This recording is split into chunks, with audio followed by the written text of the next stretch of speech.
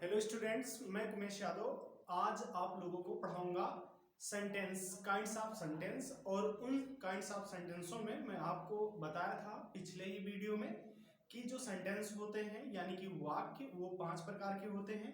छठा प्रकार का वाक्य आप कभी बोल ही नहीं सकते हो, ठीक है।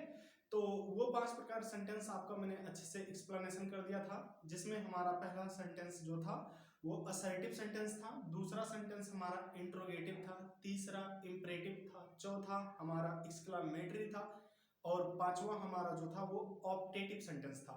तो इस तरह से हमने पांचों सेंटेंस का सीक्वेंस आपको बताया था। तो फ्रेंड्स, आज हम चल रहे हैं इन पांचों का एक एक करके पूरा विस्तार से अध्ययन करने के लिए। इसको मैं एक एक सेंटेंस पकड़ के और आराम से विस्तार से इसका मैं अध्ययन करूंगा। तो फ्रेंड्स, जो हमारा पहला सेंटेंस आता है उस सेंटेंस का नाम है असर्टिव सेंटेंस। क्या नाम है उसका? Assertive sentence.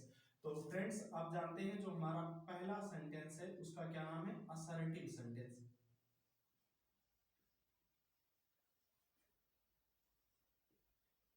Assertive sentence.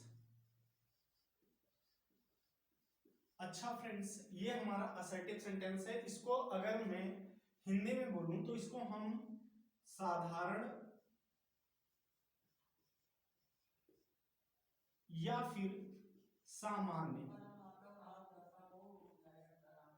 वाक्य भी बोल सकते हैं, ठीक।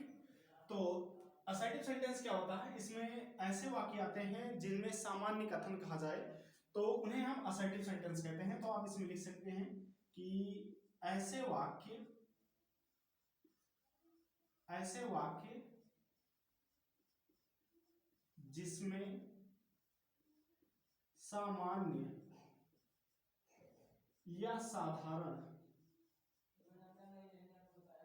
जिसमें सामान्य या साधारण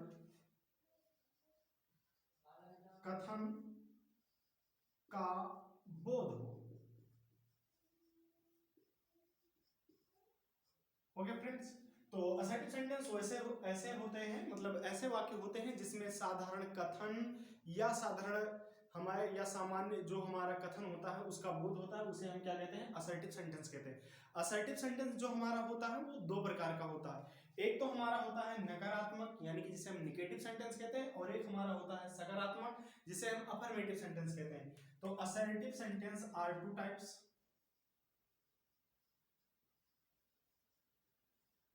assertive sentence are two types.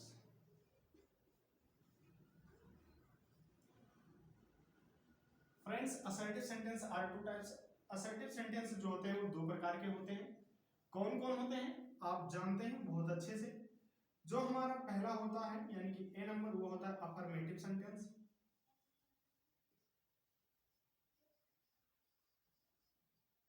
Affirmative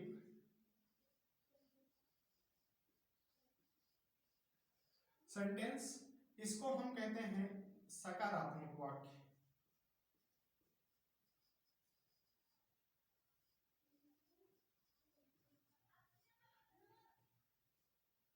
और इसको हम एक वाक्य और बोल सकते हैं अफर्मेटिव सेंटेंस को, वो हम कहते हैं positive sentence. Positive sentence. Okay friends, और जो हमारा दूसरा सेंटेंस होता है उसको हम बोलते हैं निगेटिव सेंटेंस।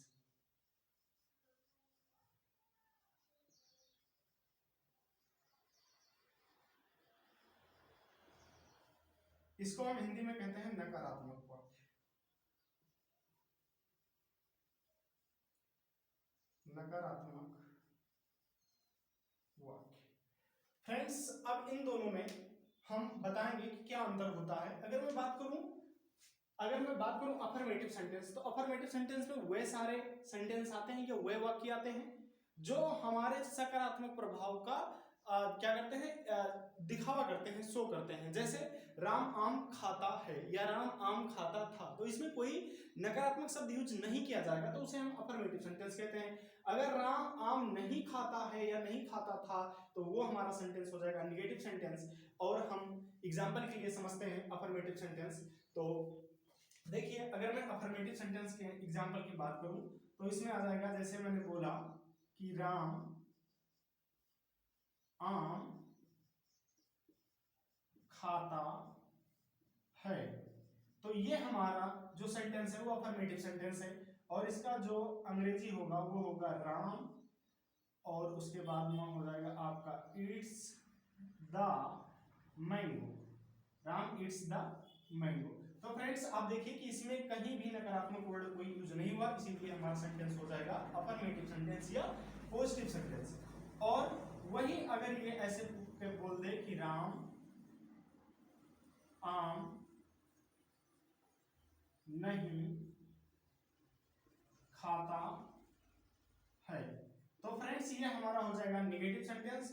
और इसका जब मैं ट्रांसलेट करूंगा तो हो जाएगा राम और does not eat the mango.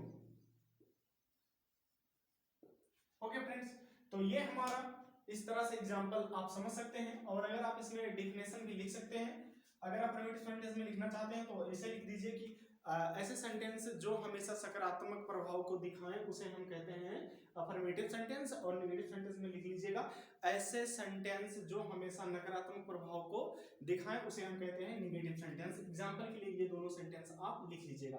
तो फ्रेंड्स ये हमारा असर्टिव सेंटेंस हो गया बड़े आराम से। तो अब हम अगले वीडियो में मिलते हैं, नेक्स्ट वीडियो में। ये वाला आप अच्छे से तैयार कर लीजिएगा। तो आज के लिए जय हिंद जय भारत।